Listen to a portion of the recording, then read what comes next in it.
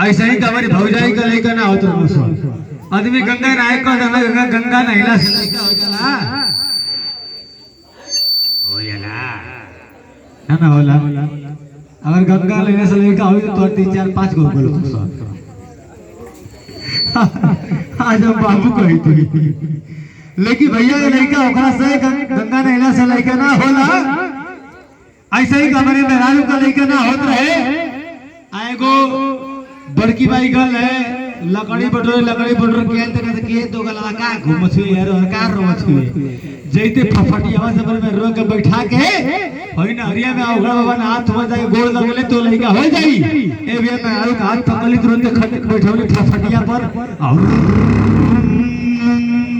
का चल गई पहुंचनी में देख रही थे उघारे नहीं आ गई निघारे हाथ हो उठू में नहर में निकल में घूम में आ जाके दोनों परानी भैया गोल पके के देखे कि बाबा बाबा मेरी मेहरारू का लइका ना हो सके आशीर्वाद दे के 10 तक लइका हो जाए। बाबा को तो करे भोसड़ी वाला ओगड़ बाबा है हम भैंस चरावे आलन ये धोती निकाल के ना आदर में धोती जगिया कौन जगिया धोती चोरा के भाग कर ससुरा को उघारे घूमत है थे भैया। गंगा बाकी एक बार गंगा नहीं ले बनी एगो ऐसे ही गाल है बताओ एगो तोरा गंडा के रस हमारा ढूढ़ी में सही सही जाता कि ना।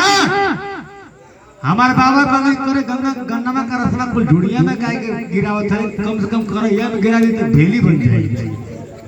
कोनी बाबा गाना कराई में ना गिरी। आइए एक और गीत के बीच